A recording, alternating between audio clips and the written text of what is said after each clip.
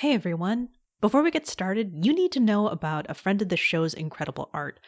Past and future guest Izzy Fisher has original creations as prints, enamel pins, magnets, tea towels, and stickers. Check them out at untidyvenus.etsy.com. And if that wasn't enough, you can also get paracord bracelets and dog leashes created by also friend of the show, Steve. I currently have in my hallway Cosmo the goat print, a purple star wolf, and unicorns of the world. I have a paracord dog leash, I have an entire set of tie-dye tea towels, and I'm very excited for the enamel pins that will be coming to me very soon. If you go to untidyvenus.etsy.com and you use the promo code HEAMCast, that's HEAMCAST, you'll save 15% off your order. And currently, orders over $35 ship free. Again, that promo code is HEAMCast, save 15%, and she's not a sponsor of the show. I just want you to use that promo code for you to save money and for her to know that I told you she's awesome.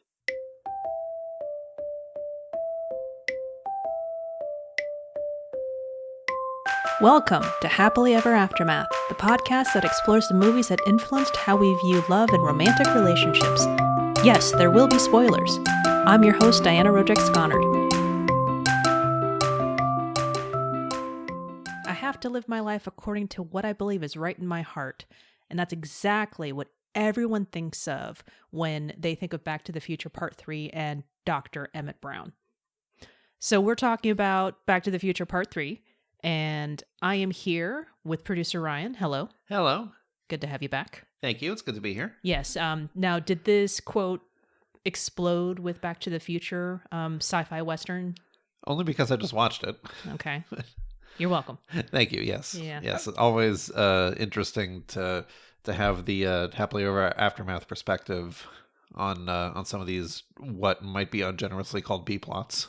Oh, geez. Yeah. You're not wrong because in pulling up the description from IMDb, first of all, Back to the Future Part 3, 1990, I am floored and was flummoxed that this was PG because I remember that they said shit a lot. Yeah, and you can get a few of those in a PG movie. Yeah, but they edited it when I watched it off of I will get there in a minute, but okay, so since this is part 3, coming off once again a different Christopher Lloyd movie and Addams Family Values. Mm-hmm. What was great is that Addams Family Values prepped me for the antics of Christopher Lloyd in this character. So it's kind of amazing if you do it back to back. It just blows your mind. Yeah, he is a very physical actor, and I would call it high quality ham.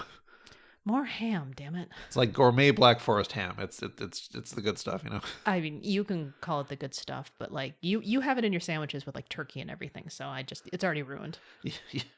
We may have lost our grip on that metaphor, but I was just going with the reality, much like this movie with the time traveling and the ham. The ham. There was more ham. I don't know. Okay. Sorry. Okay. Back to Is that what powers the Mr. Fusion? I lost track of that. We could get into so many conversations about just time travel plot holes. Can we? Let's see what happens first. Hey, we have a B plot to focus on right now. So since this is the third in a trilogy that thankfully has not been redone to death yet, stranded in 1955, Marty McFly learns about the death of Doc Brown in 1885. And must travel back in time to save him.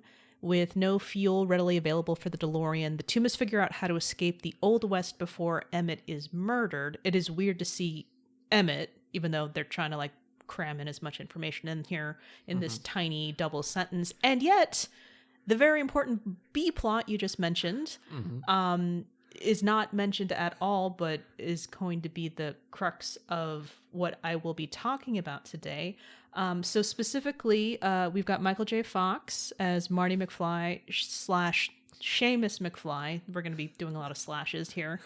Christopher Lloyd is Doc Emmett L. Brown, as he signs. Mary Steenburgen as Clara Clayton. Thomas F. Wilson as Buford Mad Dog Tannen. He hates that name. He hates it. So don't call him that to his face. But also Biff Tannen Does he mind being called Buford? Is that the one? His like cronies do. They call him Buford? Okay. Yeah. And then that might be considered a more dorky name in modern times, but I guess back then it was fine. I mean, Biff is also an interesting name. So yeah, okay. So Lea Thompson is Maggie McFly and Lorraine McFly, and then Elisabeth Shue as Jennifer Parker, who was replaced the original Jennifer, and I remember Elisabeth Shue more than.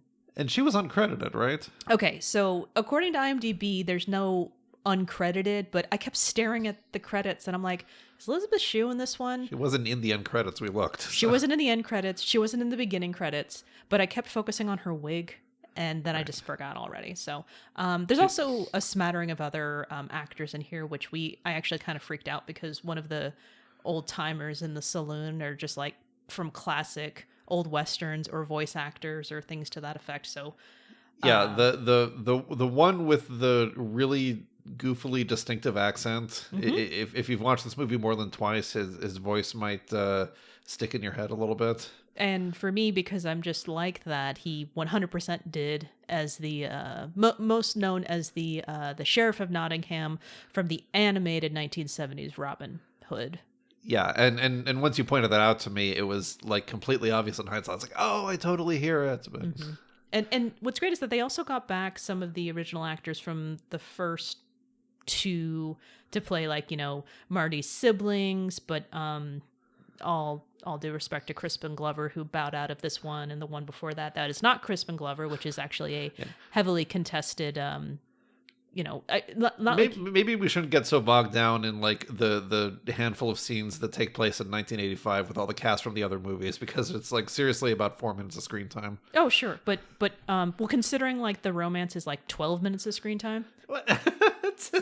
It's a solid 16 if it's a minute. Okay, well I will finish with this person on the cast, Flea. All right. Yes, Flea. Got to have Flea in there. As I pointed out, you can keep that in your back pocket for playing the 6 Degrees of Kevin Bacon game if you need to. You can connect this movie to Baby Driver and blow all your friends' minds. Right. Yeah, like a one-scene role in that too. Much like he had a one-scene role in this. Not really much of a screen actor by career, but yes. Okay. Now who's getting bogged down in tangents? Flea. Okay. Flea. All right. So, as I would like to point out, as you have called and I have thrown back in your face, the B plot of the love story between Doc Brown and Miss Clara Clayton. Of Clayton Ravine fame? But then not. Oh, yeah. Yeah, that's really... what I enjoy about Doc in the Old West, and he's just looking at a map, and despite the fact that he's looking at a map that is like 70 years prior to when we saw him, but also 100 years prior to when we saw him in the first movie, he's calling it Clayton Ravine. So he's still able to say like, oh, the old Hilldale neighborhood. And I'm just like, it's just trees right now. So it's interesting. I'm wondering if I would be able to, well, if I count local geography among the topics he's studied exhaustively. Right. That does kind of come up there. And I should also point out that we did not watch the first one or the second one as a means to kind of get us all rolled up for this one, and they cover it pretty well. Mm-hmm. You had mentioned when we had watched it and we had finished, they really covered what we need to know very quickly, and then immediately like Marty was in the Old West. Yeah, like in the first not even 20 minutes, maybe 15 minutes of screen time, they not only like recap what had previously happened, which is like a little bit ham-handedly with like the prelude sequence where they like show some footage from the other movies, but then right after that they have to set up like all of these payoffs that come back later in the movie, because like all of this information that Marty knows because he came from the future, and like these like photographs that he had seen, and who Buford Tannen was, and mm-hmm. Yeah, it's finely honed screenwriting for this like third entry in the franchise. You can kind of tell that they had this down to like, oh, we get this all in a certain number of minutes. Well, also it should be pointed out, but that these were filmed back to back. Right. So it's my understanding that Robert Zemeckis was like checking the editing for 2 and then getting back on a plane and coming back to film 3. for a period of time. So it was kind of interesting, but it's also easy to put in all of the callbacks and pieces of it to where they just kind of like sing harmoniously between the two. Yeah, it's interesting because it feels so disconnected from the second movie in the trilogy, and that like the first one is just kind of the initial classic of Marty being stuck in 1955 and kind of like overseeing his parents meeting and falling in love, and then the second one is where they really start having fun with like the possibility of branching timelines and zipping back and forth and trying to like correct a changed future. Don't forget consequences. Right. And yeah, that's like the interesting context for this movie that everyone went into. Like the second movie ended with a short trailer for the third movie, benefit, I guess, of having all of the principal photography done at the same time, which I can't speak to the experience of that because I didn't see it in the theater originally. But yeah, and then the third one is like almost completely isolated to this setting in the Old West. It's just this fish out of water thing with a good old fashioned caper of getting the time machine to work in order to return home, right? Mm-hmm. Yeah, and as I mentioned before, being floored that this was PG, I also had pointed out to you and to myself that, wow, this was made for children, and I'm not a children, and it's kind of like they're pounding the story and the gags in here insistently. So it's I guess I've been watching a lot of things that don't pander to the audience. Yeah. This is a completely like backflip thing, but I just watched Green Room, and I actually was reading in the trivia for Green Room that they were not going to insult the audience by giving a blatant answer of somebody in the dialogue going, oh my god, it's a blank, so you can like, no, it's just like something happens and you have to infer from what happens next. Whereas in this movie, it's just straight up Marty in the background, it's a refrigerator. When Doc gets some ice, and I'm like, well, also, it's actually a freezer, but okay. It was an interesting time for family friendly movies in general. The sort of like middle ground of like, it's not for kids. You expect like teenagers and adults to show up and have a good time, but yeah, wasn't this right around the time that PG-13 was even being invented? That was like right at the end of the 80s. Was it the end of the 80s? I always assumed, because it's supposed to be like, what, Indiana Jones and the Temple of Doom? Yeah, that was like 1988 that came out, I want to say. All of these things in my head came out in 1983, which is not accurate. But again, we're talking about sequels to gigantic franchises for, Steven Spielberg-y type George Lucas-y people. Mm-hmm. Oh, and I guess Robert Zemeckis, I guess. So 1985. Sure. Did this movie come out in 1985? This movie? No, it didn't. It came out in 1990. No, I know that. I'm just saying all these movies are the exact same movie. Okay, sure, yes. Except they're, like you were saying, they're not. And do you have a favorite of the three? In a completely subjective way, I think this one is kind of my favorite. Weirdly, in IMDb trivia, same thing for the cast. Oh, really? All of them said that this was their favorite. And I think that's kind of interesting. And again, I think it's all when you saw it or what you're attached to. But I am, by default, attached to number 2. Yeah. I watched it the most, and I think I wanted a hoverboard so damn bad. Didn't we all? Yeah. But yeah, I guess now is the time. When, like, under what circumstances did you see, I guess, the entire trilogy? Like, at what age? I am trying to remember. Because, so if 2 was recorded off of USA. I can't remember. It was edited. And so the fact that they said shit as much as they did in all of these, it just kind of blew my mind. 3... So I was 7-ish when it came out. So I would imagine it was like when I was about 10. And you saw that on television too? These were just cable movies? Was cable movies, but I had to have rented it a lot. Wait, yeah. No. For some reason, I'm imagining a 3-pack in VHS. I might be making false memories, but I can feel it. I recall seeing that VHS, but in stores or in your parents' house or... You recall saying, okay, so I don't know. You might have just planted your false memory in me. Oh, awesome. So I have no actual recollection of it, but I would not have been surprised. I did not own it on VHS. Mm-hmm. I don't think I owned it on DVD.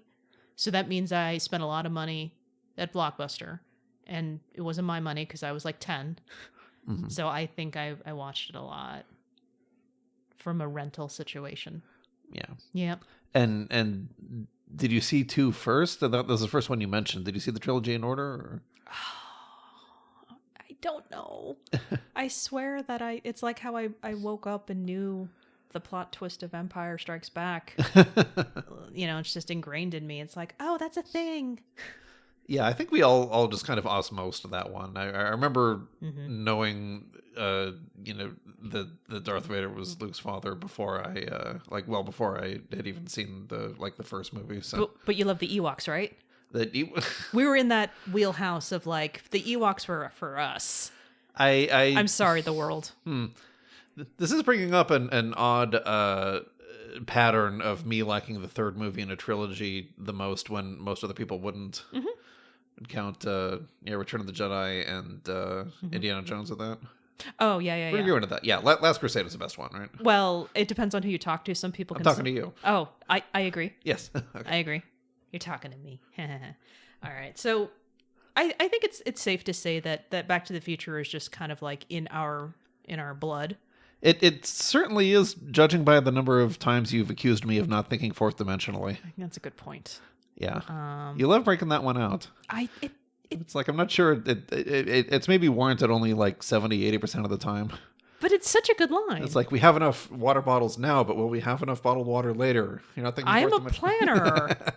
I am a planner with big brown puppy dog eyes, and I'm sure if you have me for another 40 years, my silver flowing hair will also be part of this as well. But it's true. You are always thinking about the future. You would fit right in with all of those characters who use the word future every other sentence, innocently unaware of what it means. That was was it me, or did they pull that a lot? Like, so you were pointing out the times they said future where I was just taking an imaginary shot every time they said Back to the Future. I think you could, depending on the difficulty level, you can make quite a drinking game just out of the number of times they say future. It's like that they'll have every opportunity to drop it in. It's like, oh yeah, my brother who was just like you, he couldn't abide being called a coward. He never thought about his future.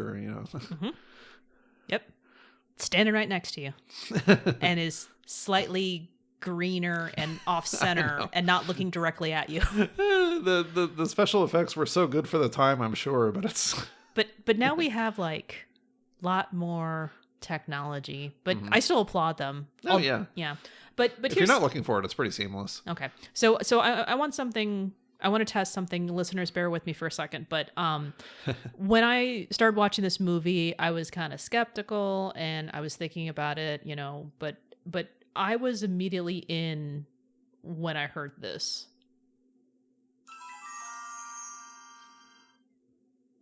Okay, let's hear that again. And I would like to know if that had any type of impact on you. If you felt something, because I did, I would like you to tell me. Hit us up at contact@HEAMCast.com, because it was enough. It was enough for me to just like not even have to worry about the first two, not even worry about that. What is that exactly? Is that just like a little Spielberg flourish? I don't know. I know, it's like it's like this little musical cue that just tells you that you're about to step out of the ordinary and into wonderment. Like it almost feels like it belongs in E.T. or Hook or one of those movies. Could be. I mean, I am a sucker for the musical flourishes that are in movies. Yeah. And in all I'm sorry, just like I can start dun dun dun dun dun dun dun dun dun dun dun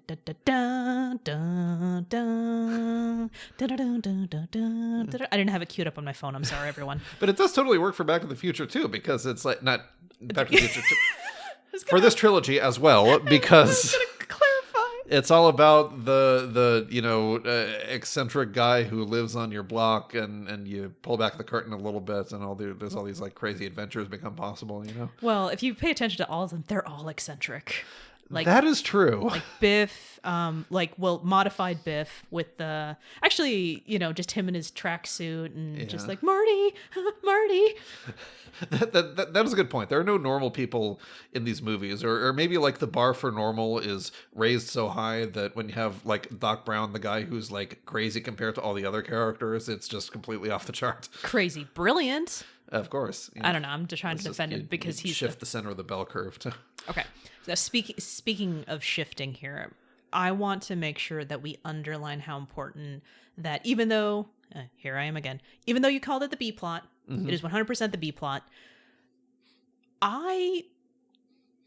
If we're going to talk about shoehorning in a love interest for Doc Brown, I think it's about as shoehorned as every other conflict in this movie anyways. So I didn't feel betrayed in any way of just like, oh, of course, give him a love story. Why not?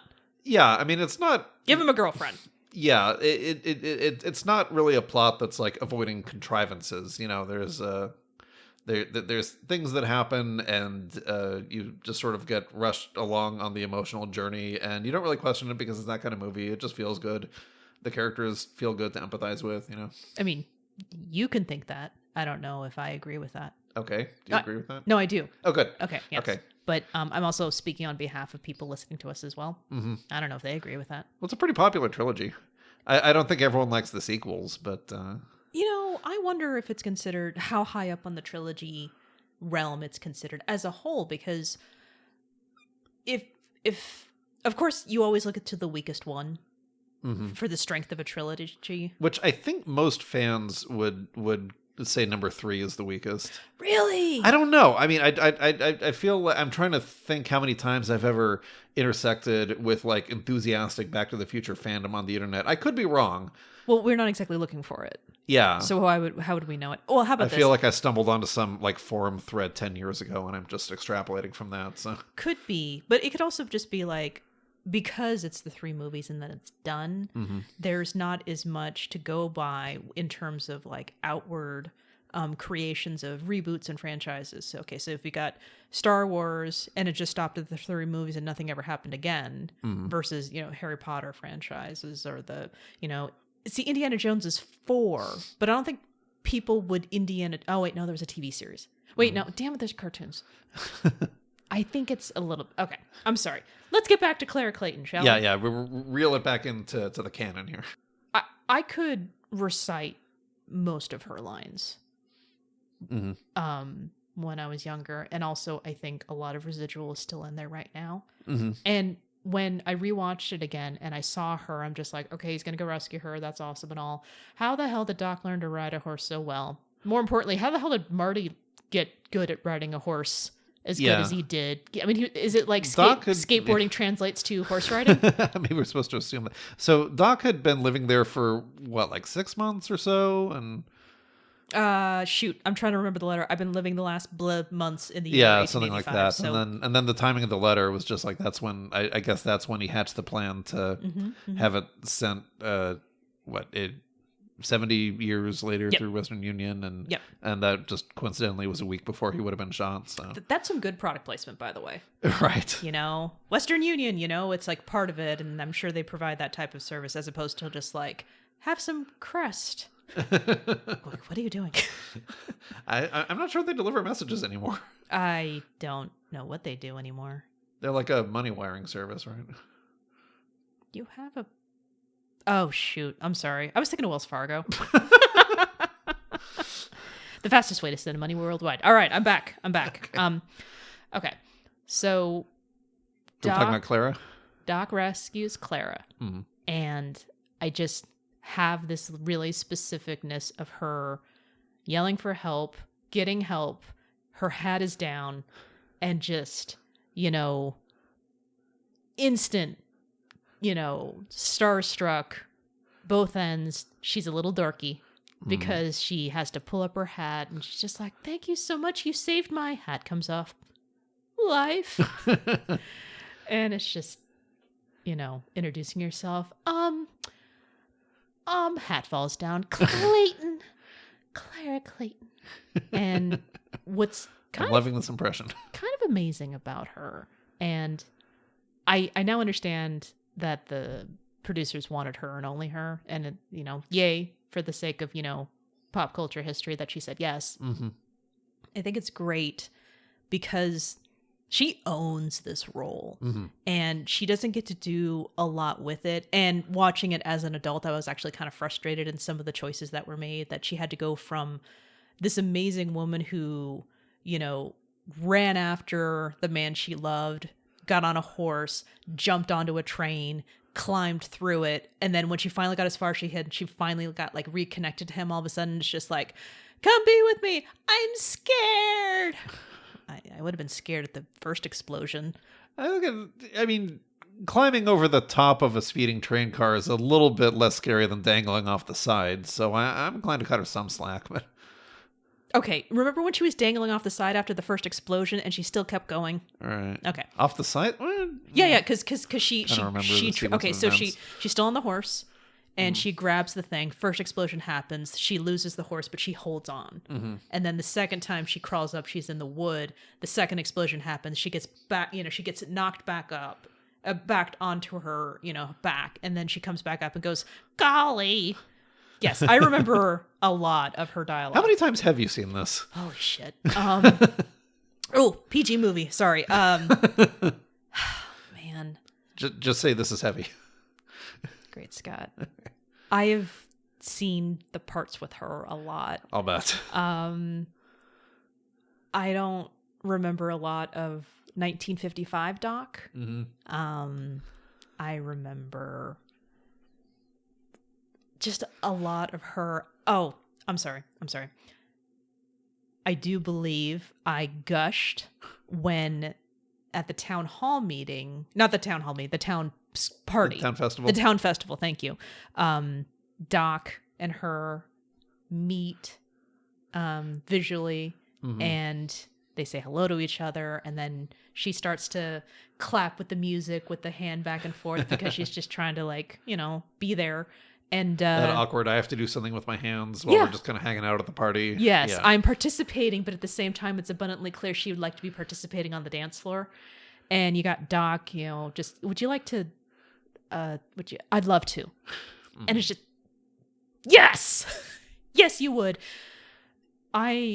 I'm still gushing now. Yeah, it was fascinating sitting next to you watching this movie. You were engaged in this whole thing. You kept remarking on how beautiful she looked too.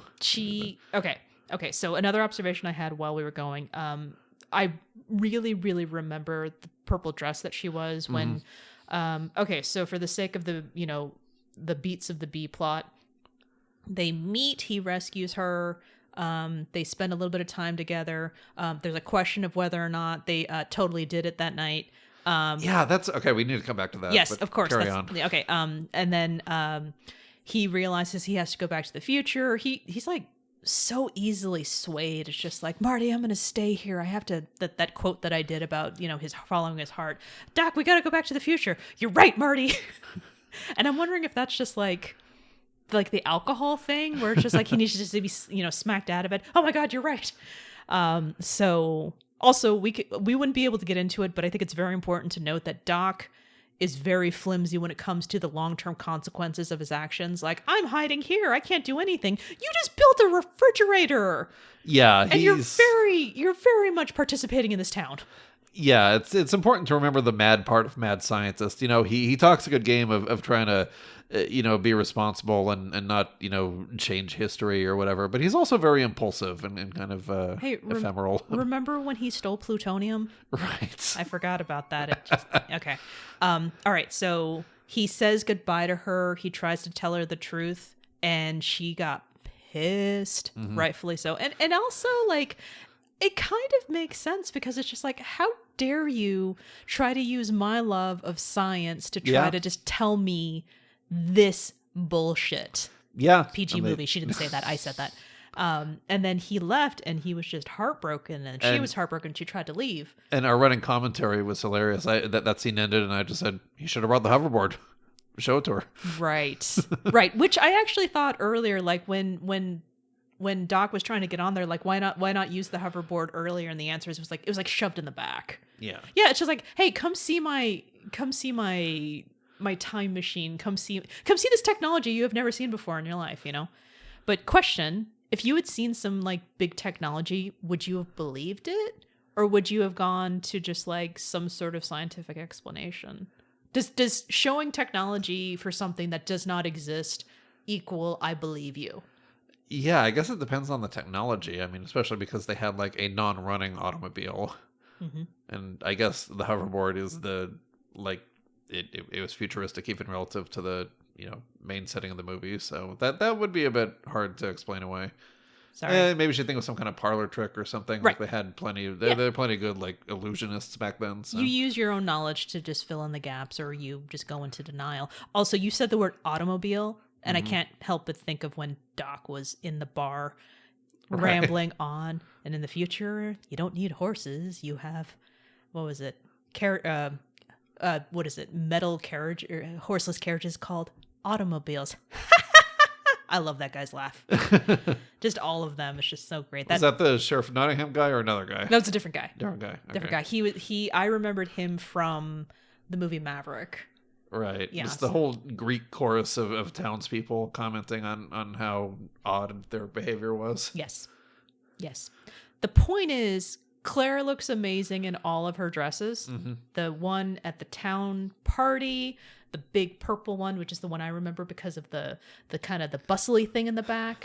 And it's just like a deep, rich purple. I was looking at everyone else in the town and the fact that Marty is in brown. Well, okay, he was in the pink and the in that scene he was no longer in the pink. He was no longer in that, I just think it's great that Marty gets to wear pink fringe type things and he's like weird. But when he's in the browns and everyone's in the browns and the the earth tones and the fact that she's wearing what she is, it just collided with how amazing it was when I was younger, because I thought, here is a love story, a PG love story of instant falling in love. Oh my God. And the pin she gave me, what was that? Lilac? And it had Clara on there, and you see him the next morning. Okay, fine, we'll go back to it. Like it was a purple flower, like matched the color of the dress too. So. Right, but she didn't wear it then because that would have clashed, honey. Get with it. Clara would know better than that. No, I know. I'm saying in giving it as a gift, it was like continuing her color scheme. Right. Oh, good hats too. She had some great hats. Mm-hmm. I miss Polina right now. She would be gushing with me about purple dresses and hats. Most of the characters had good hats. Not Seamus. No, and not Pretty dorky hat. I'm sorry. We wanted to talk about Doc Brown getting some. Did we? You wanted to talk? I didn't. Yeah, I don't know. I mean, I wonder if it's just that PG mindset that like kind of lulls you into a false sense of security, because I don't remember ever watching this movie before and thinking that like anything had happened that we didn't see on screen, because they're both trying to be like very proper to the mores of the time, because like for Clara that's just what she's used to, and for Doc he's trying to be a gentleman, blend in, or both. Yes. However, I'm actually really curious about the rules of propriety. Yeah, and like realistically living in that society, how often would those rules actually be observed, And also, let's not forget, there were ladies of the evening in the saloon. That is true. And even within this trilogy, we saw in the first one that Marty's mom was like not as proper as she would let on, or proper. I mean, we're dancing around all of these certain things. So I get it. What are you talking largely about? Because I'm afraid I might be forgetting plot details. But are you referring to the alcohol? Yeah, I guess, and also like, or the fact that she wanted to make out with Marty in the car. Yeah, and just kind of coming onto him in this like aggressive way, which is right. And well, that was 1955.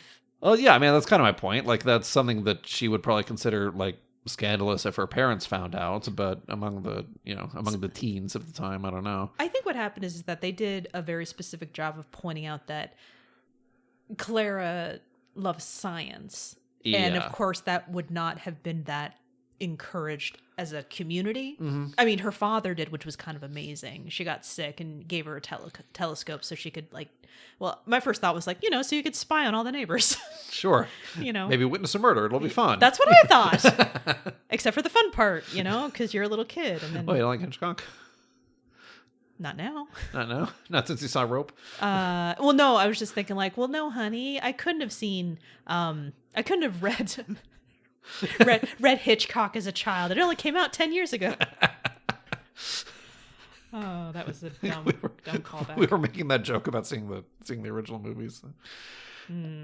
So. But I did want to say the thing that kind of tipped the scales in my head, like a little detail I never noticed before, where like Marty he fell asleep like on the ground, I guess, because they were out busy like surveying the railroad track. That was the same night that they spent together, right? Yes. Yeah, and then he is camped out there overnight. He goes back looking for Doc at his home, and he finds that Doc is not there, and like also the bed is perfectly made. It's kind of like implied that wherever Doc spent the night, it wasn't there. Wait, I'm sorry. I take that back. So no, the camp part was the day they woke up the morning of it, and Marty had to go back into town. So Marty woke up when he was playing with the gun. So I'm mixing up my evening. So when Marty woke up, he wasn't okay. He wasn't where the DeLorean was. Where Marty slept isn't the important part. The point is he went to go find Doc first thing in the morning, yes. And he was nowhere to be found at home, and it looked like his bed hadn't been slept in. Correct. The implication is Doc never came home the night before. A little bit. Yeah. Yeah. Yes. Or else he got up really early and made the bed. Well, here was the other thing. He was still I'm pretty sure he was still wearing the same clothes he was, and he was still smelling Clara's thing. I could be wrong. Did they have more than one set of clothes? It was the Old West. There's no laundry. Okay. We're looking into this way too hard. I guess my mind filled in the blanks. That's not what we do here. All right. Thanks. You're welcome. Thank you. So I saw like the beats of this relationship, pass in real time. Like I said, she's what was it? 45 minutes before she was in this movie? Yeah, about. Mm-hmm. Yeah. And then also like, okay, plot hole. I have to get into at least this one because it is in regard to Clara. When Marty is in 1955 and they see the tombstone, the tombstone actually said erected in memory by his beloved Clara. Right. So let's talk about this plot hole, shall we? It is assumed that Doc met with Clara, which I'm trying to piece it together because that means that even if Marty hadn't come back, he would have met her and they would have fallen in love with each other. So let me stop you here and fill in a few details. Please.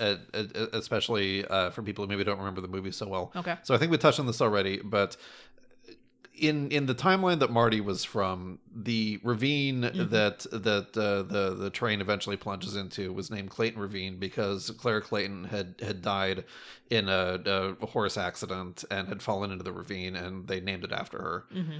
I mean, and the children, quote unquote, know that because everyone had a teacher that they wanted to see fall into that ravine. Right. And they like drop a hint toward this where it was named something else in 1885, Shonash Ravine, I think they called it. Mm-hmm. And they figure out that when Doc has this encounter and he meets Claire for the first time, he saves her from this runaway wagon. After all, Miss Clayton almost ended up at the bottom of Clayton Ravine. Clayton Ravine. Holy shit, hey Doc! Exactly. Mm-hmm. So yeah, the implication being that they've changed the future that Marty was from, and that like even if he goes back, it's going to still be named Shonash Ravine because Clara never died in it. Mm-hmm.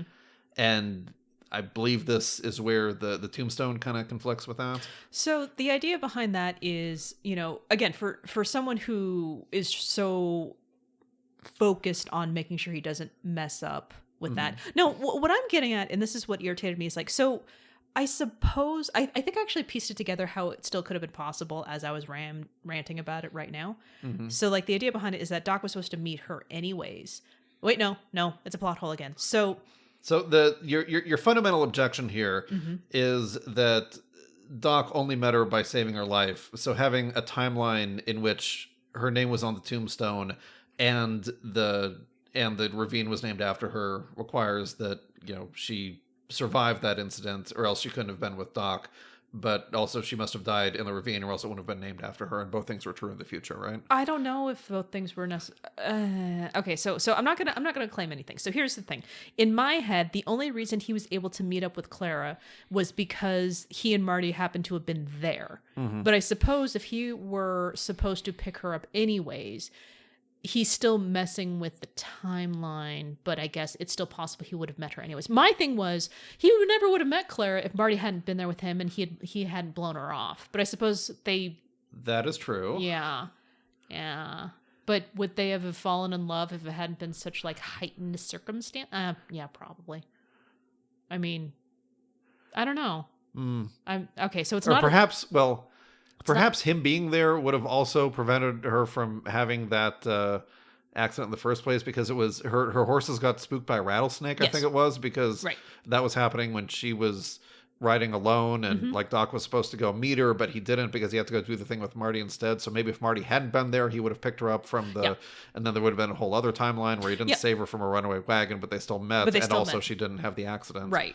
The other possibility being that by going back in time, that is what caused Clara not to die in the ravine, and that changed the past to place the tombstone there because now there's Doc Brown getting shot.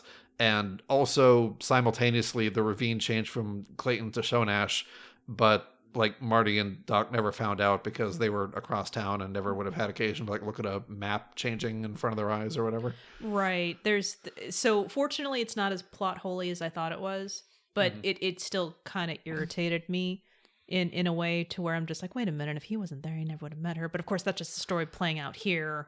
And I didn't really think about it all the way through, but it's... Yeah, this is soft sci-fi. I think we're rapidly approaching the point where we have Sci-fi Western. Of course. No, this is... Just like Firefly. Oh, that's confusing. They curse a lot in that, too. Yeah, in Chinese mostly. That's what they told us. All right, so I would say, given my very, very specific rant about all of her scenes... and also my reenactment, that I have my when did they fall in love. Did you want to share yours first before I taint what it is you have to say with my own opinion? This is going to be a pretty simple answer for a simple movie that, a simple love story in a bigger movie. It's a pretty simple movie too. I mean, I'm not saying that as a criticism, but it's but I have accepted it as such. It's formulaic in a good way. It's there's the arc and the feelings happen, and I was complaining that because I have such a good memory of the other movies, I'm just like, did they just take the script from this one, flip the pronoun to to it being about him instead of him, and then it's the same words, because the beats of certain lines were the same. It's just that, of course, it's just like, oh yeah, I know this is heavy, like when they switch the lines, except it's the little the trilogy has a style. It's not a bad thing. It was if we had watched all three in a row. Well, I think that's why these movies came out like a year apart. I don't know how people can live like that. I'm not sure that like home video binging was a thing back then, even though they did come out on VHS. I mean, I kind of did. Some of you did. Yeah, you were just a movie nerd, though. You were in the minority. It's not like everyone does it now. Nerd. I interrupt you. Please continue. So simple answer for a simple movie. I think it's just going to be the night where they're looking through the telescope together and comparing stories about reading Jules Verne. Only 10 years ago in some cases, because like that was, I mean, they pretty much like expressed that to each other, and I believe that's the first kiss and everything. And it's, as you were recounting, this is like 100% an infatuation at first sight thing. I don't really know, like, looks wise what Clara was necessarily seeing in Doc. I'm not going to say he's like not a handsome man, but we were talking about the age thing too, the fact that like Christopher Lloyd is like 15 years older than is it Steenburgen or Bergen? Steenburgen, I believe. About roughly 15 years older than Mary Steenburgen, but it's like, oh yeah, but then that was like the character is actually like 60 something, but he had some kind of like futuristic youthening treatment. So okay, sure, whatever. They're the same age. I mean, if we want, we can say she's like 53 and just looks really good. Damn good. Especially for living in the 19th century. I mean, she is a woman of science. There you go. Right. Yeah. So, I mean, instant physical attraction, and I didn't mean to sound judgmental about that, which is perfectly fine. And yeah, that was, there was this attraction based on like they're both like the scholarly types with not only an interest in science but a love for it, and probably both living in circumstances where they don't meet like anyone else like that. Like if you think about Doc's social background, he's the eccentric loner. Marty is kind of his only friend as far as we see. And even though Marty is like enthusiastic about the, crazy stereos and stuff that he builds, Marty's not really like coming at it from an intellectual side. He doesn't understand the science behind it. He's just, kind of along for the adventure. Mm-hmm. So yeah, this is like, I've been going through my whole life starved to find my opposite number, and here they are. And also, I think they're like really nice to look at. Oh my god, that's it. And yeah, I mean, it's not the most like deep foundation for a long-term relationship, but as I think I talked about last time, I'm sometimes a little bit too demanding in that. In my when they fall in love, it's like, oh, is that a real relationship though? But no, that was like definitely it was displaying a moment of profound attraction. Well, right. All of this took place in less than 5 days, right? The entire trilogy takes place in what, like 2 weeks or less? I think we looked at. Yeah, I know. We were talking about how crazy it is that like each sequel picks up immediately after the last one left off. Like Marty never gets more than like one night of downtime in between all this. He must be exhausted. He's gonna have like PTSD after all this is all over. Yeah, especially after what happened in 2 and then after 2. Never mind. Okay. But yeah, this is a movie that is inviting us into the reality where like falling completely head over heels in love in 3 days is normal. I'm down for it. And yeah, that, like I said, it's a simple but effective formula. There's like the initial meeting, and then this is basically like the main second beat of their relationship. That's when they know they're in love with each other, and then that's what makes it so painful, is they both go through their cycle of doubt and thinking the other one doesn't want anything to do with them, etc. Important question. Mm-hmm. Did you buy into it completely because of this? It helped. It lent it credibility. Okay, because the music will get to me. That is the noise that they heard in their heads when they looked into each other's eyes for the first time. Yes, it is. Okay. I mean, I agree with you. It's pretty straightforward, because I was going to say in the beginning, it was instantaneous, Yeah. The high adrenaline of just like almost dying combined with just like, here is this, person. I'm just looking into them, just like, and I'm wondering like, Doc and the way he's just kind of like, I'm a scientist. There's probably more there going on with just like a life of solitude, just like finally, going past the whole like do the right thing, save the person who is in distress, and realizing, holy crap, I have my arm around this incredibly gorgeous woman. Mm-hmm. And then she's just like, oh my God, I'm alive. Thank you so much, person who just saved my life. And then it was there, they were both flummoxed when they saw each other. But I think you're right, that's supposed to be like the beginning thing, because like they instantly become dorky around each other. And he drops her off, and he's just like, that's a good metric. Yeah, for romance. It was just how instantly you become self-conscious. You're more prone to trip over your own words because you want to say the right thing. So of course in movie land it means you're going to say exactly the wrong thing. Is it me, or is this getting into like Austin-ish territory, like kind of the same thing that appeals to you about those stories? Austin Powers? No, he was just like one horny son of a bitch. I don't know about that necessarily. I mean, if anything, the people who were like flummoxed around each other were just like the people they were poking fun at, like the clergy. Okay. So I wouldn't necessarily say that, but thanks for trying. All right. I mean, to my mind, it falls into a similar category, because it's like this whole, straight-laced, old-fashioned society, and meeting that person who makes you lose your composure. I was thinking about that too. Again, when I was talking about propriety, because of like, if this were Regency time, which I've been reading most of my books in lately, if fortunately Marty was there as a chaperone, because if someone else had seen them together without a chaperone, it's just like, oh, you gotta get married now. Right. Otherwise, she is now ruined. It's different times, so it's not, 18, maybe. It's America. We can get away with shit. Mm-hmm. Damn it. No, well. Yeah, that crossed my mind. It's like, she had her own house. Like, would it be scandalous of like Doc showing up at her door by himself? But then again, if he went inside, no one would see it, because it's like, her own house. And it's the frontier. It's like empty for miles. So.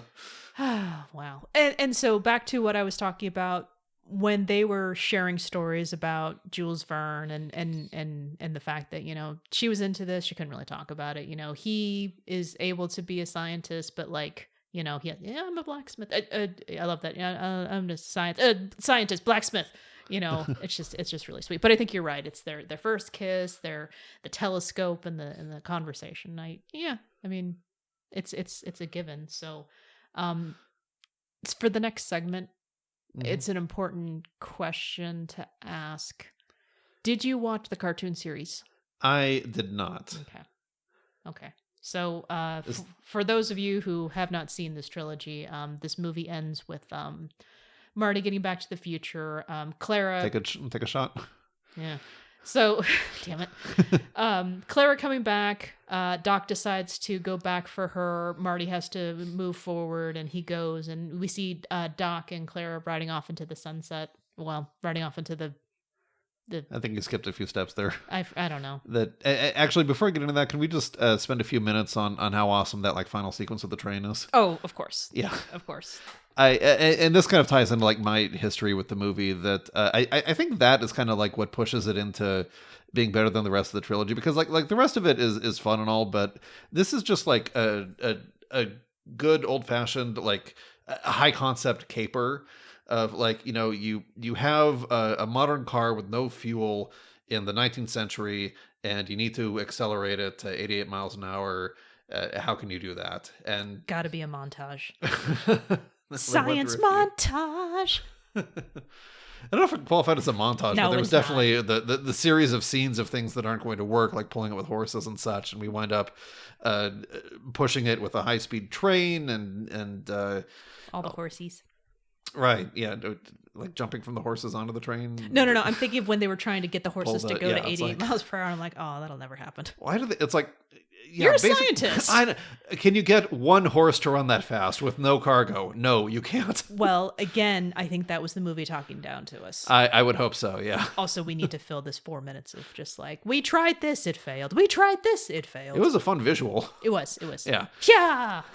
But yeah, it's just it's this like sustained action sequence that kind of like raises the stakes on the first movie. Actually, it struck me as interesting how it's kind of an inversion where like the climax of the first movie centers around using their knowledge of the future to get a bolt of lightning to strike the car at the precise moment that the wire catches on another wire. And you know, it's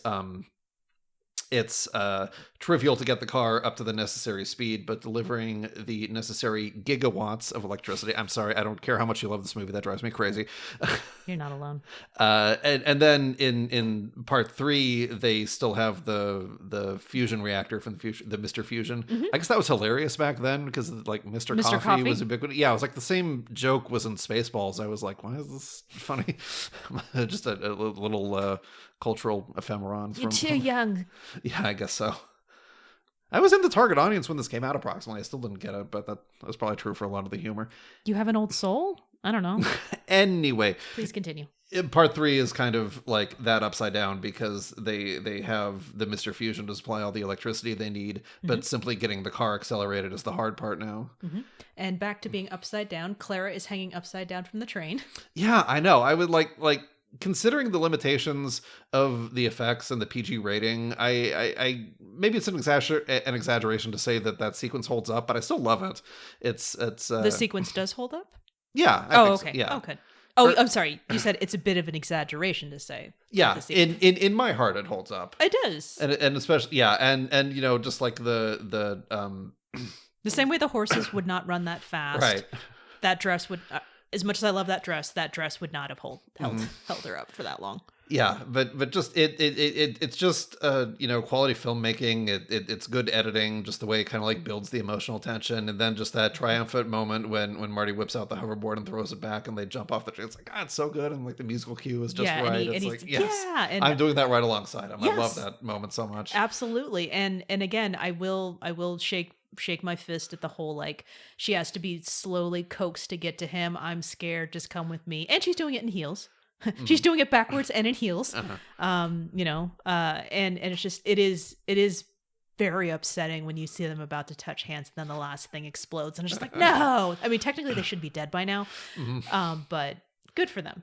That was another. I noticed this for the first time. Is like when the third log exploded, and it's like, oh, what happens when the third log, or when it gets into the red, the whole boiler explodes. I'm like, if the boiler exploded, wouldn't it depressurize and the train would start slowing down because there's no steam anymore? There is no place for science in this Western. Exactly.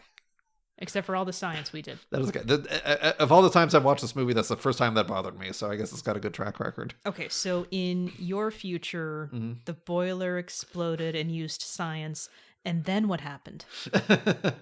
Well, so yeah, I guess the ending of that sequence is that like Marty vanishes and Doc Brown and Clara stay behind. So I'm going to predict that approximately 70 years later, they reappear on some train tracks and reunite with Marty.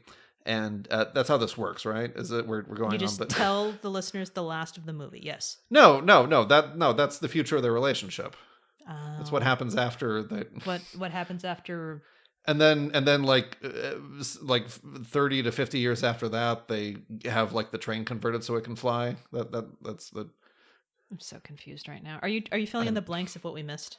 No. I'm telling you what happens after they escape the train, because it's a time travel movie, and I'm like on the absolute timeline instead of the subjective timeline. It's a joke. This is humor that's happening here. Oh shit! I didn't get the memo. Oh my god. I am so sorry. Don't apologize to me. Apologize to the listeners. I hope someone got a laugh out of that. I pulling didn't. the rug out from under the host on her own show. The point is, they have 2 children.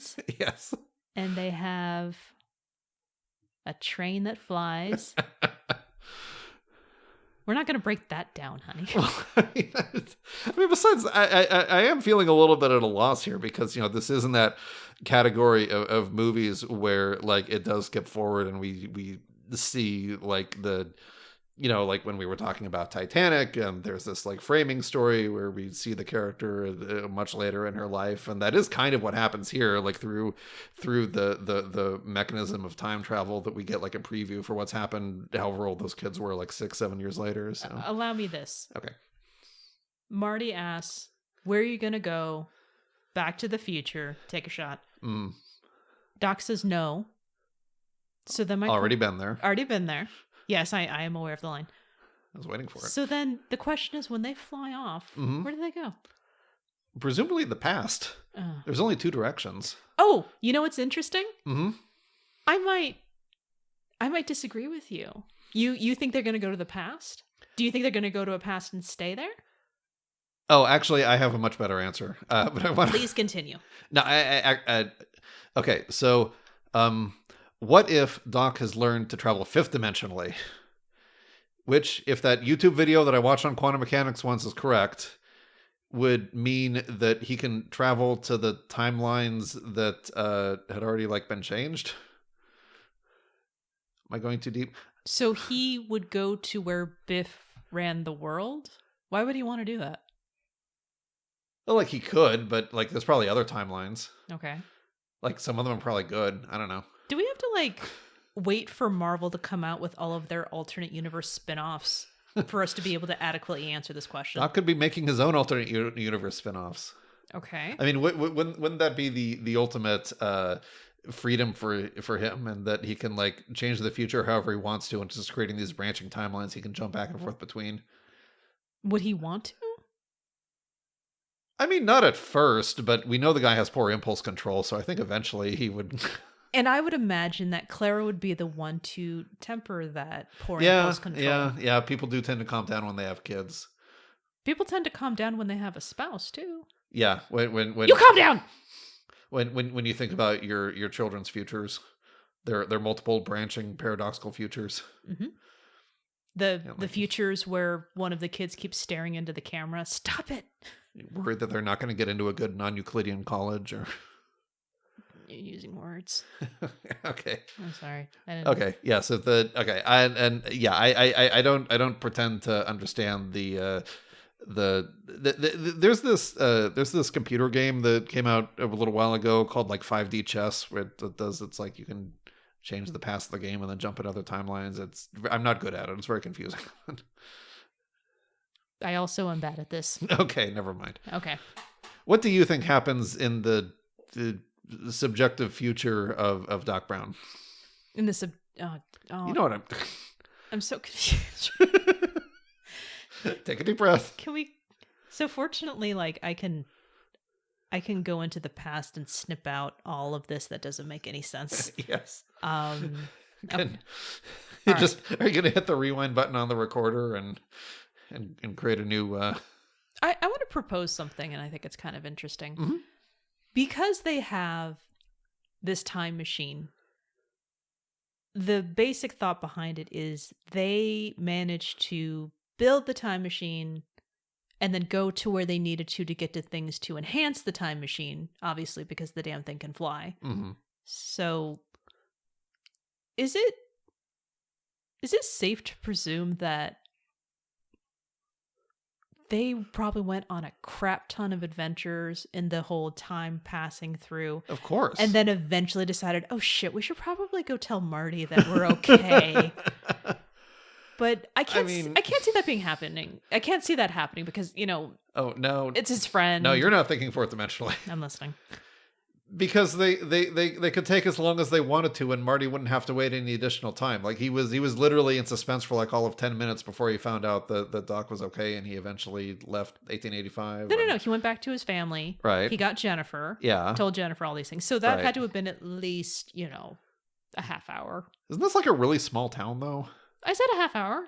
Yeah, because like in the first movie, he doesn't even have a car. He's like skateboarding to school and stuff. And Well, don't forget about the race that he had completed his arc and therefore did not take place. And then he didn't get into the accident. And then that happened too. Yeah. 45 minutes. Yeah, if we were talking about Marty at all, I'd probably have a whole extra thing about that arc. But I don't give a crap about Marty. Yeah, we know his future. Yeah, it's unwritten. Yeah, that's been talked to death on the internet anyway. But wait, so are we in agreement that like the Doc knew that whenever he went to go talk to Marty, it would be the same for him. So it was nicer that he could bring a whole family to show him that like everything turned out okay. That still kind of mean though. Well, I think it was necessary because like the implication is that he was trapped in 1885 with no modern technology. He had to not only rebuild his flux capacitor and everything from scratch, but also invent ways to do it without modern tools, which presumably would have taken a few years at least, I would think.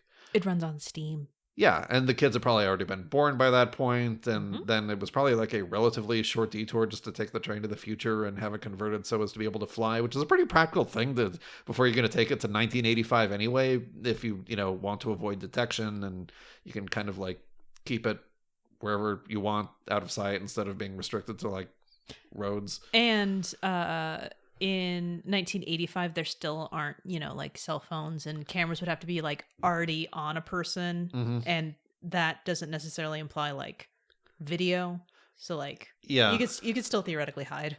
Yeah, you know what? I also noticed this, I think, for the first time, that when the DeLorean reappears in 1985 and then gets smashed by the train, the modern train that happened to come by, you can see that there's like some gawkers in the background, like in the backyards of the houses that adjoined the train tracks, I guess. So they weren't completely out of sight when the train was flying by there, but right. I think that just supports my like Doc doesn't give a crap by that point theory. He really doesn't. As much as he claims that he is so worried about the fate of like, the space-time continuum. Yeah. I think you nailed it when it was like, yeah, this is the guy who's like defrauding plutonium from terrorists. This is not a cautious man. No matter how much he might like to think of himself that way. Well, we all want to think that way, but in hindsight, it's just like, oh, geez, he's doing it again. But yeah, I mean, like I was saying, this is a movie with a simple but effective feel-good formula. It is 100% a happily ever after. Doc is going off to, wherever, whenever, further adventures. Yeah. Can't imagine it being anything but idyllic and fun. I would think so. I mean, yeah, there's some adventures because I would imagine Doc would be perfectly fine just living there, settling down, and being with Clara. And I have to say that this is thank you to the people who submitted this on TV Tropes, but basically it's like no, it's Clara. Clara is the one who's just like, you know what? I am trapped in this place where I have to downplay my interests. Yeah. I don't belong here, and you have come along to make it so I can be where I do belong. Yeah, not to mention that Doc has gotten to, enjoy an additional 100 years of technological advancements 130 really, that she'd like to see. So Right. And even if she is or is not interested in that, I think she just wants to be able to explore beyond. They were talking about going to the moon. Oh my God, that's what's going to happen. They're going to go to the moon. There it is. They're going to the moon together. That's a lot better than my 5-dimensional idea. I mean, I'm sure they play chess together, but that was your point, right? Yeah, sure. Okay. I mean, yeah, chess is sexy. Haven't you ever seen Twilight? Oh, damn it. Yes, I have. No, how dare you? Thank you. The good old chess is sexy because of Twilight defense. But yeah, I mean I think tonally the movie does kind of sum it up, and that this is the ultimate assurance that everything is going to turn out okay, and that it leaves you on this very short, bittersweet cliffhanger that, Oh, that's mean. That's really insensitive to Clara. So take it back. Yeah, it lets the audience stew a little bit on Marty has, said goodbye to Doc for the last time, and Marty's back where he belongs, and Doc, after his fashion, is where he belongs because he's with Clara, and he is living out the rest of his life in the Old West like he originally planned to. And it's sad because it's a parting of ways, but it's also happy because, everyone winds up with their true love and everything, and we just have finely tuned pacing, just enough time to kind of get used to the idea before it all gets demolished by a flying train. It's like, oh, they're reunited, and Doc gets to, keep adventuring, and he's not trapped in the past anymore. And yeah, I mean, if that's just not the ultimate, a man escaping all negative consequences for his actions, but in a way that we want and support. Right. Yeah. I'm not going to dance with that too much longer in terms of just does this guy really deserve a happily ever? And ultimately, I think it's he's found the person to make all of that energy go in a positive way. Yeah. So I think that's what we should all be rooting for. And, yeah, absolutely. And the moral of the trilogy, I assume, is, your future is what you make it. So make it a good one. I'm that's also assuming you're in any type of position to make your future a good one. So let's, damn it, Doc, just It is definitely happening in a universe that kind of runs on its own logic and its own energy. If you but it dump does it into Mr. Fusion, then it'll convert into exactly it is what you want it to be. But yeah, for the 2 hours that you're watching it uses that energy very well. I think so. Yeah. I mean, it was a good slice of childhood nostalgia to revisit, and yeah, even though she kind of flipped a bit much, I still am going to worship Clara. I thank her for her contributions to the future of our, society, because she's going to the moon. Damn it. And School Marm of the Year. Don't call her School Marm. How dare you? I rejected that description, and I didn't read it on the air, so you take that back. Well, what the mayor called her? I don't remember. Okay. Doesn't matter. All right, that's it. That's all I got. All right. I think that's all I got too. Awesome. Okay. Well, let us know your thoughts on Doc and Clara and Back to the Future. You can reach out if you find us on social media. We're on Twitter and Instagram at HEAMCast. That's HEAMCAST. We're also on Facebook at Happily Ever Aftermath. You can leave us a review, tell a friend, all these ways that you can help support the show. We greatly appreciate that. Next time, this should be interesting here. So I'm kind of bending my own rules here, and I'm going to be picking up a modern movie, and it just came out on Netflix. It's called Operation Christmas Drop, and there will be a story attached to it, and I will get into it then. But for the time being, Brian, thank you so much for coming to talk with me about this movie. Yeah, thank you for inviting me for such a fun movie. I really enjoyed watching it and talking about it. Awesome. All right. So until then, may your aftermath be happy.